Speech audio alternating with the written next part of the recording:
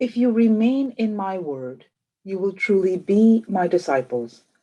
At the beginning of today's gospel, Jesus says these powerful words to those who believed in him.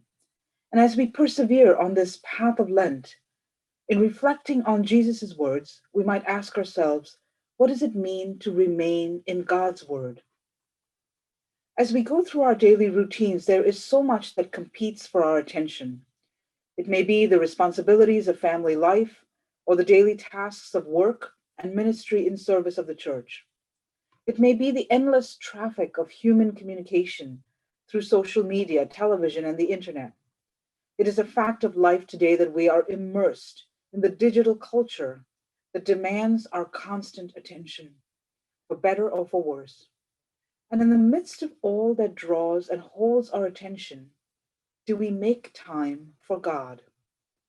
As you listen to these gospel reflections from the USCCB, you've taken time to remain in God's Word, even for a few minutes out of your busy day. And whenever we turn to God's Word, we are never disappointed or left wanting.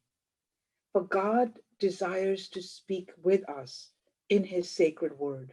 God longs for us to turn to Him in prayer and reflection on the truths of His love and mercy that call forth our response in love of God and love of neighbor.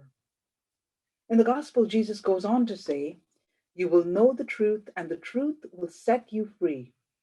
When we turn to God's word, we receive that saving truth that comes from God. And for Christians, truth is not an abstract idea or the best of human opinions. Rather, Jesus wants his disciples and us to know that truth is a person, his own person, the person of Jesus Christ, who reveals God's love and mercy to a fallen world.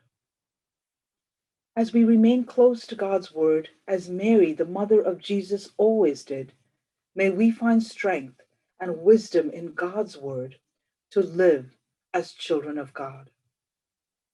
Have a blessed day.